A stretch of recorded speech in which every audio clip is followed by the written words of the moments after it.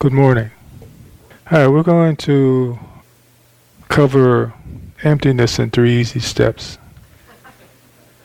That seems to be emptiness and or ultimate truth and conventional truth seem to be the stumbling blocks, seem to be the things that are most difficult to comprehend and really internalize. So I'm going to do my best today to wake some people up. It's interesting that we're talking about Buddhadasa because a lot of the understanding bleeds from or comes from understanding what? Dependent origination. How many here do not know what dependent origination or codependent arising is? Great. Good group. Good group. I'm going to, first of all, establish how the world comes to be. And this comes out of the Samyutta Nikaya. And it says, I will teach you the origin and the passing away of the world. Listen to that and attend closely. I will speak. And what is the origin of the world? Independence on the I and forms I consciousness arises. The meeting of the three is contact. With contact as condition, feeling comes to be. With feeling as condition, craving. With craving as condition, clinging. With clinging as condition, existence. With existence as condition, birth. With birth as condition, aging and death, lamentation, pain, displeasure, despair come to be. And this is the origin of the world.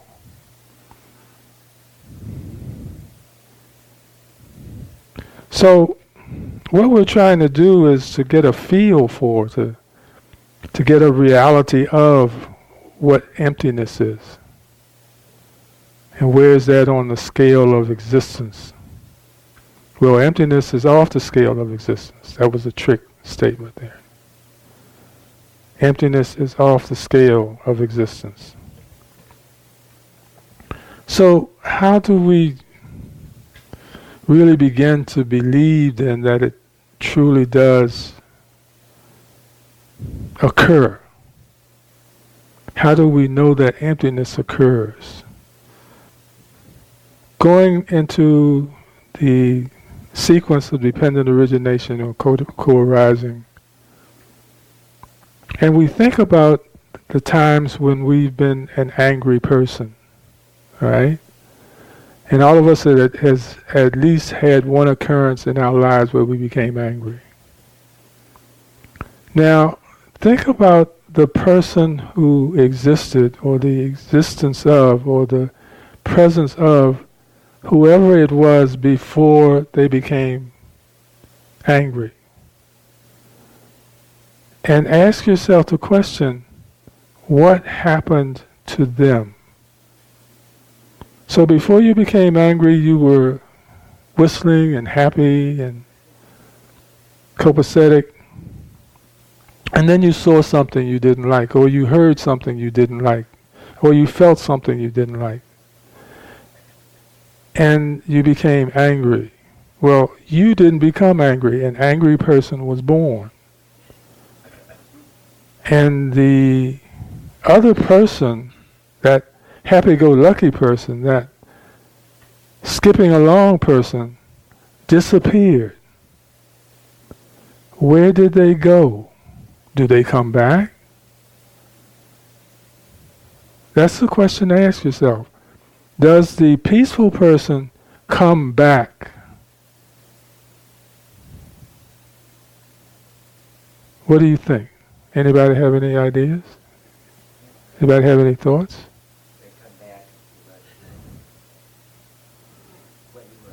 They come back if you let anger go. Where was it before it came back? It wasn't present because the situation hadn't happened.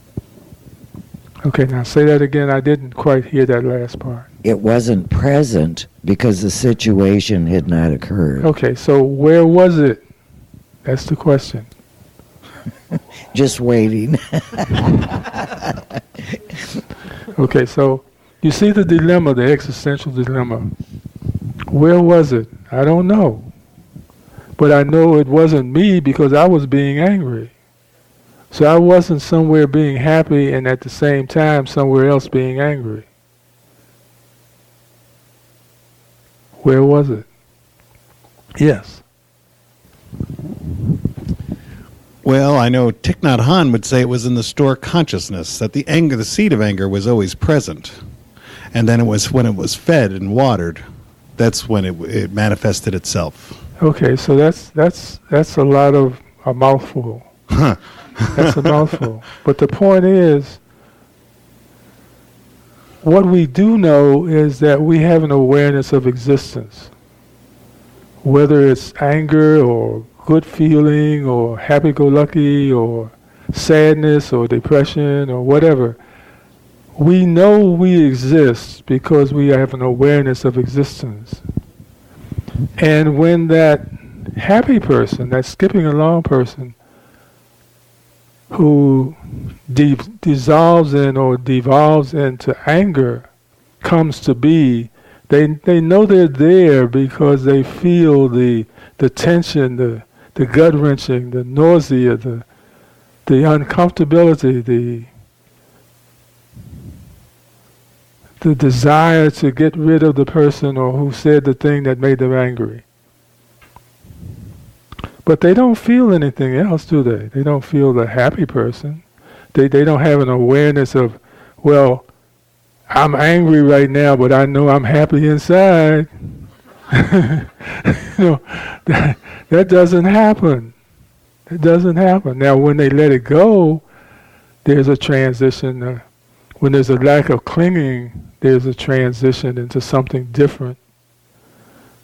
But in the midst of the anger, all they know is anger. And they know because of that feeling, that awareness, they are also aware that they exist. Okay, do you get where I'm going with this?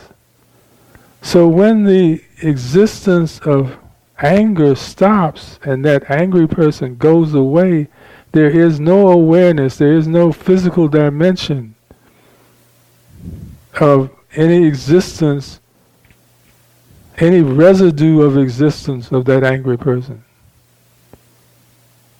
There's no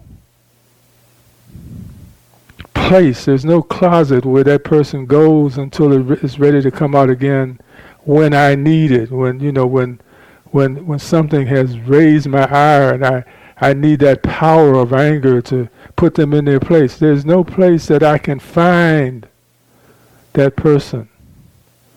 They come, sometimes to my chagrin, sometimes to my the appearance of my weakness that I can't keep this angry person from manifesting, from appearing in my life. But I don't know where they came from. And of course, I'm so busy fanning the flames or stomping them out, I don't have time to observe and sit quietly and ask myself, where did they come from? How did they overtake me? Who am I now? See? But I only know that the happy person cannot be found right now. And I'm suggesting to you that the happy person you do find in a minute or a month is not the same happy person that you were before the angry person did that body snatch thing. Okay? So now you begin to get a flavor of emptiness. Because I know that this happy person, or this angry person, or this sorrowful person, or this depressed person, or this blah person is going to go away too.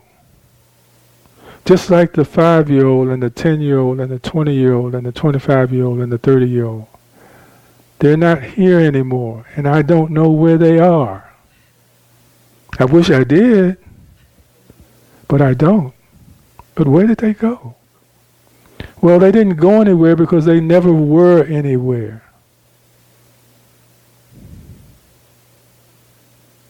That's the concept. That's the feeling then that we get. The understanding that we get about emptiness. That there's nothing to go anywhere. There's no coexistence. There's no existence of anything. It is before anything has ever happened or manifested. There's no coexistence. There's another sutta in the Samyutta Nikaya, and the title of it is Not Yours. Not Yours is the title. And it starts out by saying, whatever is not yours, abandon it. Stop holding on to it. Stop grasping for it. Stop owning it. Stop identifying with it. It's not yours. When you have abandoned it, it will lead to your welfare and happiness. So that's telling you that something's there. My welfare and happiness. It will lead to my welfare and happiness when I abandon it, when I abandon the ownership of this thing. And what is this thing that I'm abandoning the ownership of? Form. Eye consciousness, eye contact. Feeling with eye contact as conditioned, whether pleasant or painful.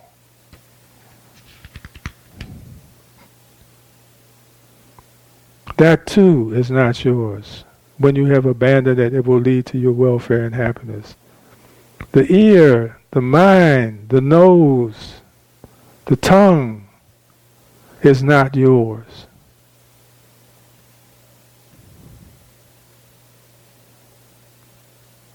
You see, the problem being is that I feel that I've got to be something or I'm nothing. I don't realize the value of emptiness, of being nothing. So I am holding on to the self-identity of me. And what will happen to me if I'm not me? And it says, you'll be happy. There will be no more fluctuation. There will be no more grabbing and clinging. There will be no more sorrow. There will be this thing called nibbana, this peace. There's nothing there. There will be nothing there for anything to attach itself to or for anything to attach to anything else. And right away we start worrying. But it's nothing to worry about. It's a place where everything... He gives the monks an analogy.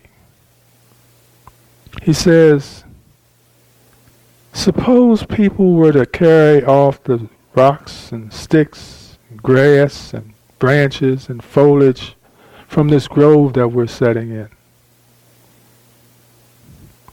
or to burn them, or to do with them what they wish. Would you think people are carrying us off, or burning us, or doing to us what they wish? And of course the monastics in their wisdom said no, because the I is not mine, and the form is not mine, and eye contact is not mine, and feeling is not mine. All of the things that we use to identify ourselves by are not us. And it's the message to us. And the identification of it for us is that don't be afraid to let everything go that you think is you. Because that's when and only then will you then experience emptiness. When you let go.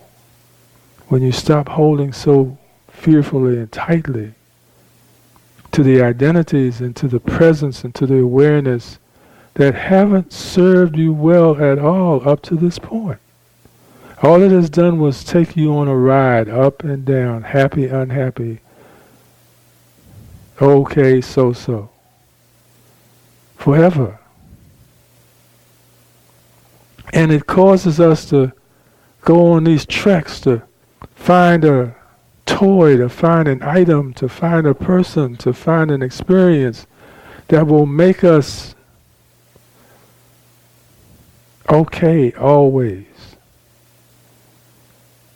And the only thing that's available to us that will allow us to have that experience is emptiness. The voidness of all material, earthy things, because those are the things that will change and will disappear because they are impermanent. It's not too much more else to say about something that doesn't exist, so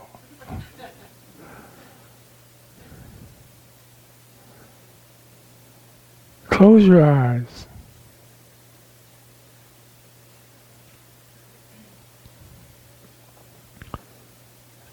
And with your eyes closed, you still have awareness. You still are aware that you're sitting in your chair, that you're sitting next to somebody, that you've got clothes on.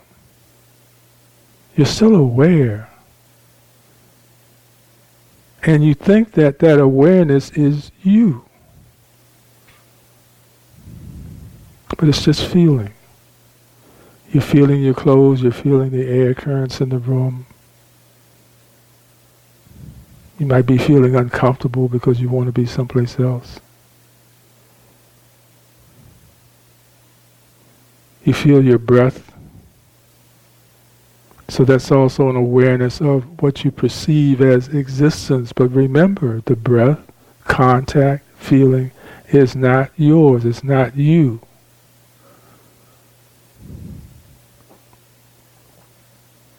And one of the things that we have to do is to let go of that need, that necessity to be something or somebody.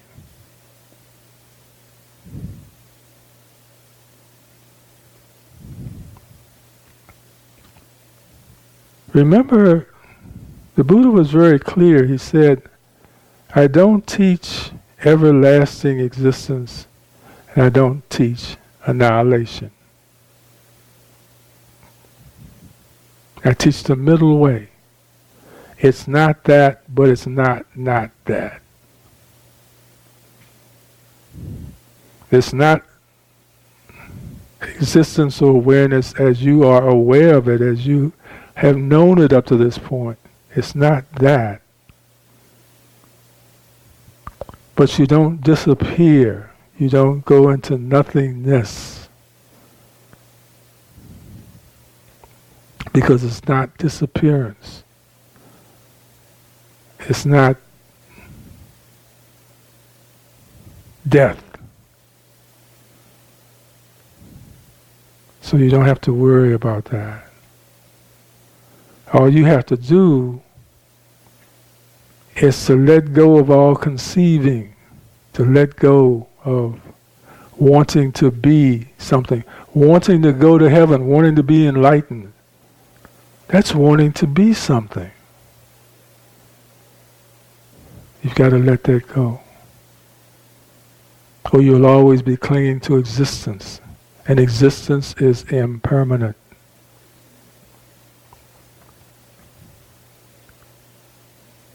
Okay. Any questions? Sure. Oh. Just a minute, wait for the mic, please. So when you meditate, are you becoming empty? I hope so. Okay. But remember, it's not about the volition of becoming empty. It's not about trying to be or having desire to be empty. Because now you're holding on to, you're clinging to something, you're working at something. And you'll never get there. You just have to set the conditions for emptiness to occur. And so when we think of emptiness, we think of what? Stillness, quiet, no type of activity in the mind,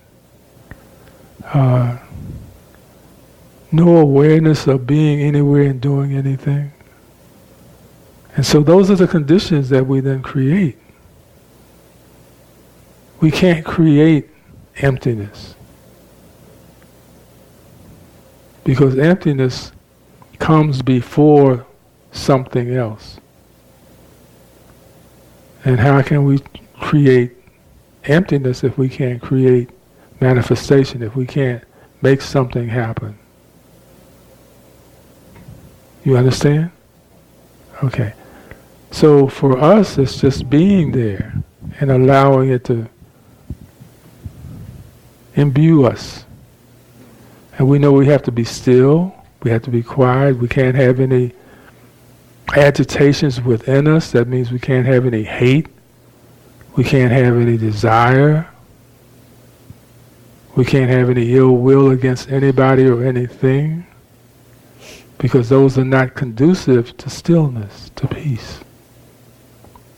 So we have to create the platform for this emptiness, this stillness to present itself. And it's there, it's just below. It's just like Thich Nhat Hanh says that the anger or the sorrow is below. So subflora. It's there, just not aware of it. I don't know whether I agree with that, but I'm saying that that is a posture. That's a presentation. That's an explanation of where did I go before I was this. So some people want to put us someplace because they can't understand where we would go, who we would be if we weren't where we are. So it's like, well, you're still here, you're just in your subconscious. Well, a lot of fat good that's been doing this for so many years with psychotherapy and psychobabble. But if you want to go there, that's fine. That's okay. Anyway, yes, Scylla. It seems that generosity, if one practiced generosity, do unto others as you would have them do unto you, or do not do unto others what you would not have them do unto you, is a direct way of experiencing through body, speech, and mind, letting go of the separate self. Well, I don't know about that, because you have to sort of be aware of yourself and what you would do in order to be aware of what you would do for some other self. So you're still in that reality of selfness. And besides that, when we talk about, or when we think about, or we meditate on things like masochism, this is about a person who likes power, likes pain. So they have a template that says, well, if you do it unto yourself, you can do it unto others. And this gives them a license to hurt someone else in a pleasant way, but still it's about pain and hurt, isn't it? So I don't know whether I try to put any label on this thing called emptiness. I wouldn't try to find an identifier or a multiplier or a signpost for it. I wouldn't. Because now I'm just trying to make something be there for me to make me feel comfortable. And the whole idea is to let everything go.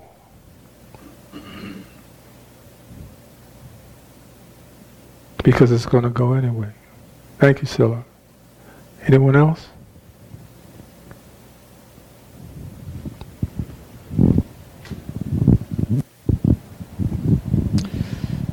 I didn't think about how to be empty, but I think after so many years, somehow just happened to me recently.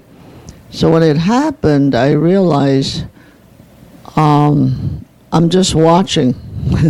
So it's like I could see that all these feelings and whatever is going through, but I didn't pick up. I don't know why I didn't pick up, but I just learned to watch it and then disappeared and comes back again and watch. And I felt very impersonal about it, because before that it was just my anger or happiness, and all these feelings were very personal, and I felt it. But now I can't really feel it in my body and the whole thing, but just peace of mind is there, but I just don't really pick it up. And I don't know where really that comes from. Okay. Yeah. Keep on working. You're not there yet. Keep on working. As long as there's an I, as long as there's a self to have the experience, you're not there yet. What frightens a lot of people.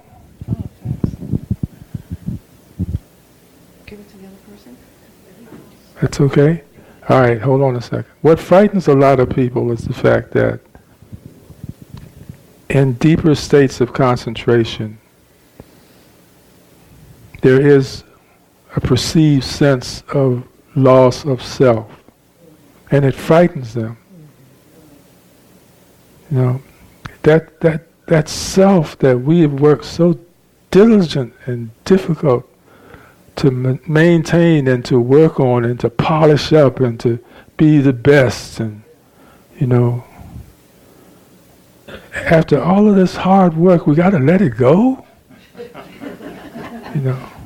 And so it frightens a lot of people. What will happen? Who will I be? I'll be lost in this darkness, this stillness, this quietness. I'll disappear. And I think ultimately disappearance is the ultimate reward, because the self is the thing that causes all of our pain and all of our hardship. It's the self. It's that self who wants this or wants that, or doesn't want this and doesn't want that, who likes you and doesn't like you, who likes themselves and doesn't like themselves. It's that self that we lose. And as long as I still have self-awareness, I'm not there yet. I'm quiet, sitting still, but I'm not there yet. So is emptiness like it leaves every single day, because like every day you're you're just losing part of you, so you just naturally have emptiness. It's just, you're not aware of it, but it's just happening every day. No?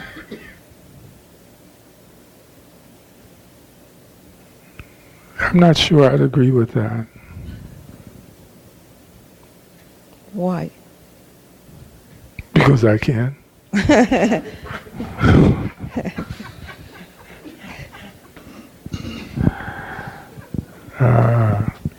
We keep. Do you understand that as long as we keep trying to make something out of it, we have denied the possibility of experiencing it? It's truly about listening and shutting up and letting it happen. But in the West, we can't do that.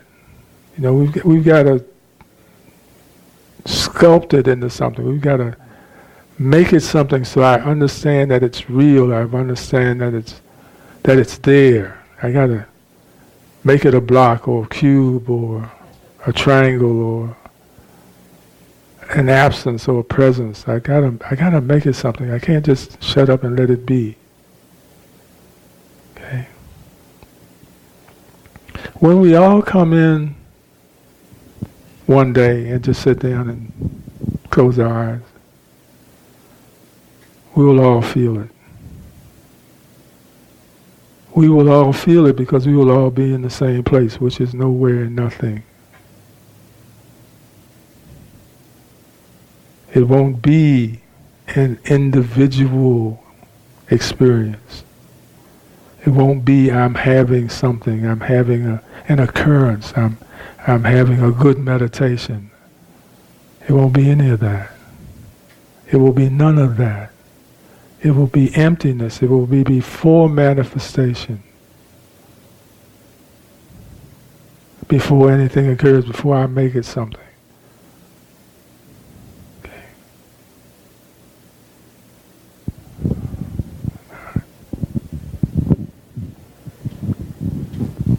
I know you're saying, well, how do I know it when I'm there if nobody tells me? Trust yourself. I think about how much more peace I've experienced in surrender rather than trying to force it or set up a regimen or an agenda or a schedule. And I have great gratitude for Heartwood right now because before I came here a year ago, I was constantly running away from what needed to be faced within. And the word Buddha means the one who knows. And I think the first step is really getting to know the little self that is obstructing and causing so much dysfunction, understanding the patterns and conditions, and then targeting the bottlenecks that cause the challenges. And once those challenges are identified, then it's just complete surrender. And for me, I've been fortunate enough to have multiple realizations here at Heartwood because of all the hard damn work that surrender brings with it. But it's just this amazing feeling of release from constriction. It is literally a lighter weight that comes into the present moment. It's the opposite of tension and stress and strain, and it's effortless. It's not even trying to do anything, but it happened for me when facing the suffering head on, not believing that it's true, not following it like it's a law, not, every little thing that pops up or comes in is really happening. It's just, it's a beautiful experience of peace. And I guess you could call that a form of emptiness. But, I just wanted to share that. That's close. Remember the Buddha said that's peaceful abiding. But thank you so much for your endorsement.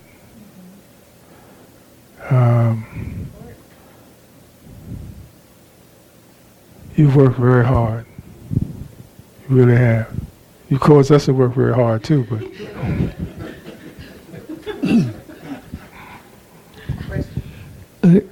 So we're all champions.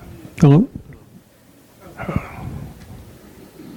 I just see a parallel between this and the old Adam and Eve story.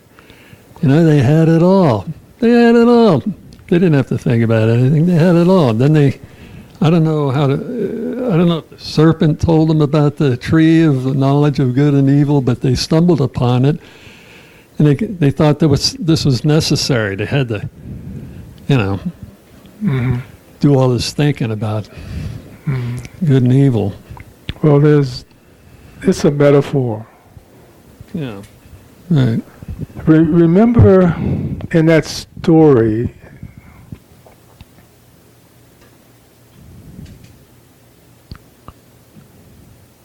aside from the snake and Eve making Adam do it, remember it's about the fact that they hid from God. And the reason that they hid from God was because they were self-aware. They were aware of their nakedness. But what does that mean? That means that for the first time, they were aware of self. And the awareness of self is what caused the drop, the fall, and the pain. And this is all this particular discipline and others are talking about. Lose the self. It's a bump. It's a wart on your nose. Lose it. Get rid of it. And when you do that, you will experience Eden again. You will experience peace again. You will experience the benefit of not wanting to be or wanting anything anymore. Everything will be just fine, just the way it is. And of course, they set us up by telling us that the Garden of Eden is this special place, this special uncontaminated place. But any place that you happen to be with unselfish motivations for whoever and whatever comes along, remember that when you are lacking self, first of all, there's no difference between Adam and Eve. And there's no difference between Adam and Eve and the snake. It's all the same stuff. Everybody loves everybody. Nobody in the garden is going to tell anyone else to eat a poison apple. Because that's just not what you do in that place of emptiness. There is no corruption in that place of emptiness. There's only love, kindness, compassion in that place of emptiness. So let's not blame the snake. Okay. I'm getting up to you.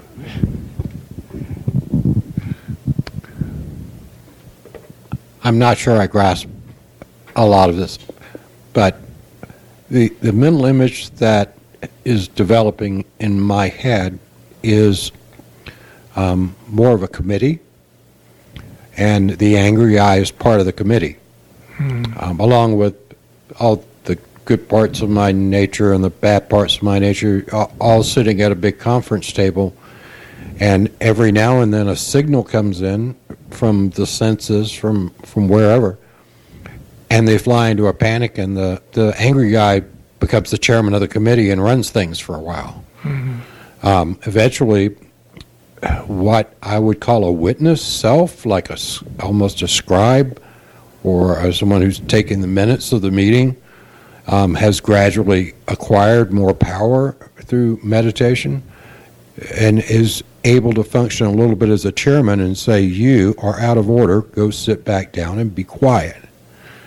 And when I feel the emptiness, the emptiest of various things, it's more like all the committee members have gone home for a while, and the witness self is just there observing pretty much nothing at that point. And that's when I feel empty. The committee room's empty, except for that one witness, which, is perhaps the last shred of I that stays. So understanding that's a very imperfect analogy, how useful is that analogy in terms of quieting the mind and telling all those committee members to just sit down and be quiet?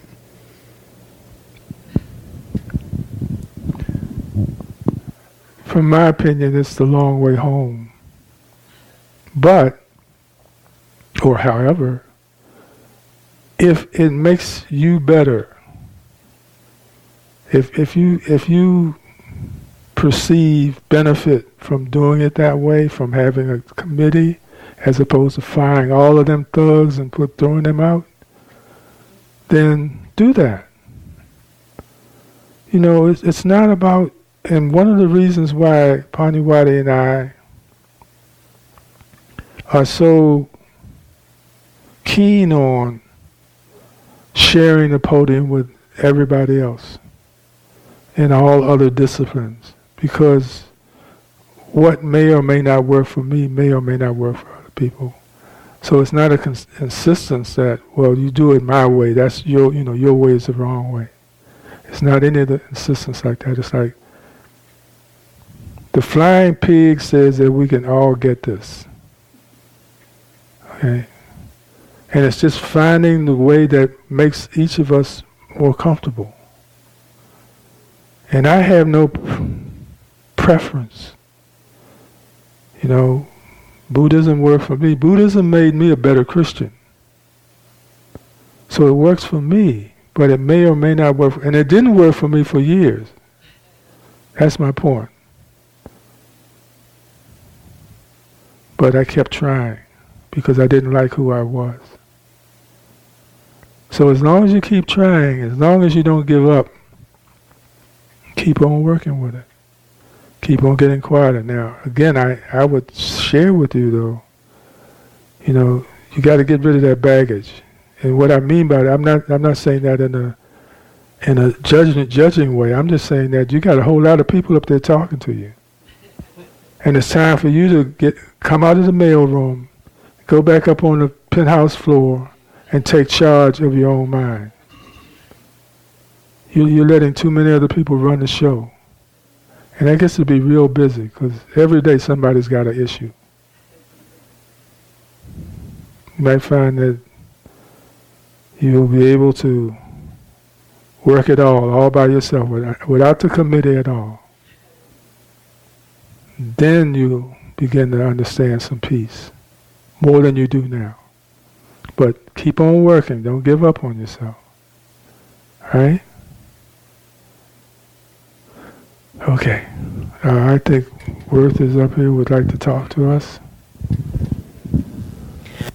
Said something earlier about losing the self, and you used the word disappearance. And I didn't quite grasp that, but what I understood from you is that the no self is such a unreal state. It's not based on this earth plane or in this reality that we understand. And so when one achieves that state of no self, are you still alive? Or do you just ascend or something? I didn't understand what you meant by disappearing. What I meant was that the self itself and any concept of self disappears. You no longer have that identity. of being something that needs to be heard or needs to be listened to or needs to be talked to or needs to be pointed in a direction. But it is not disappearance in the self of death. Remember, that's an extreme. Death is an extreme. Living forever is an extreme. And this particular discipline does not embrace either one of those concepts. It's sometimes referred to as the unborn, but it's not born.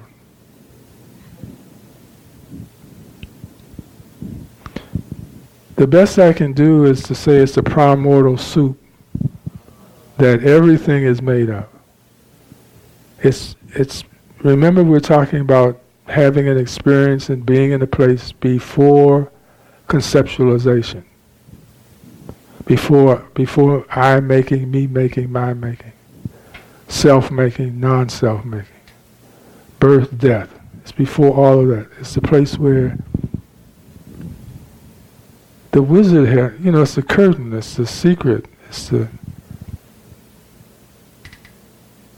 I talked about this on Tuesday, I think, but it's about understanding that this is like the Tao, this place.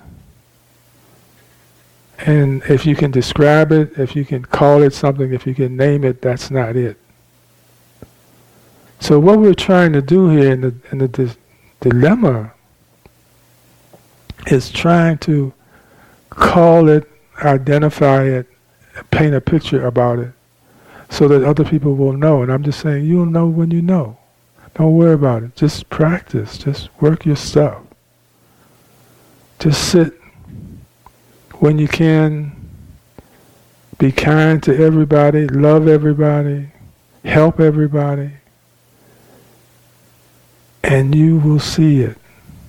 The more you do that, the less you will be in your own head, the less of a committee you'll have or need.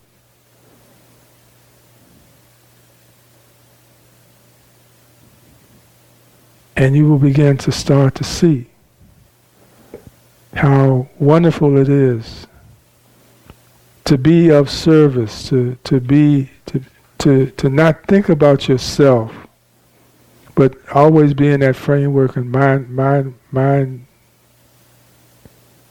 mindfulness of always putting other people first, putting other people in the lifeboat before you think about getting in the lifeboat yourself.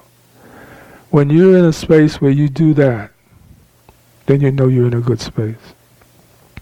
When you give somebody or some group, some community who doesn't look anything like you, doesn't talk anything like you, but has a need and you got a loaf of bread, you give it. When you don't think about, well, that's my last loaf, well, I don't know whether I'll have another loaf, then you still got work to do.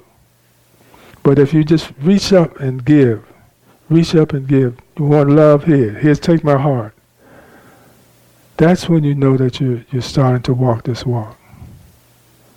Because it's not you that's doing anything. It's not you that's worried about anything. It's not you that, remember the Tao Te Ching, it says the sage does no work but nothing goes undone. It's not him or her doing anything. They're not even in it. The personality is not even in it. The self is not even in it. It's just, I see it has to be done, and I'll do. And then walk away. When it's done, when it's finished, you walk away. It's over. So that's how you know. If you're looking for a template of feeling about how do I know when I'm this way, the day you stop asking yourself, what is in it for me? Or how difficult this will make my life if I give this thing or do this thing. And just do what you have to do. That's when you know you're getting close. Okay. I'm hoping we're a little further away from confusion and a little closer to some clarity. Hard to talk about, hard to understand, but not hard to do. You just got to do it. Just got to take yourself out of the equation. And that's just, the self dies. If you want somebody to die, it's the self. Because the self is our problem. Our major contributor to our pain and our worry and our suffering. That voice is, that little whiny voice in the head. Why me? Why I have to do this? Why can't somebody else do it? That voice, that little tinny whiny voice up there in the head. When you shut that one up, it'll be fine. All right. Thank you all so very much for your wisdom and your concern and your desire. And remember, desire is not a bad thing, unless it's clinging. But the desire to do, you got to have that desire to do something. If you're okay with yourself and you figure that you're perfect, and I know one time I thought I was perfect, and I got divorced 5 times, and I figured, no, I'm not perfect. I got work to do.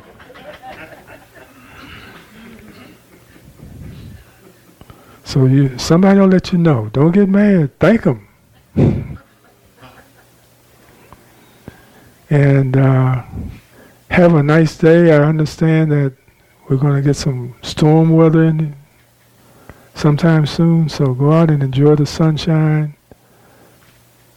Be nice to somebody, hug a stranger, smile at a stranger, help whoever you can with whatever you can.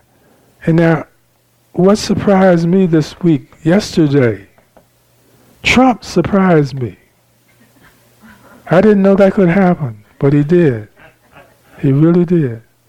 Now remember they ordered a strike on Iran, and then Trump called the strike off and said, well, it's not balanced, there's unmanned, no human lives were lost on the drone, 100 and some lives would be lost if we hit a strike, so I'm not going to strike. That is totally un-Trumpian. But it impressed me. And I don't get impressed by much, so next to the flying pig, I'll put Trump.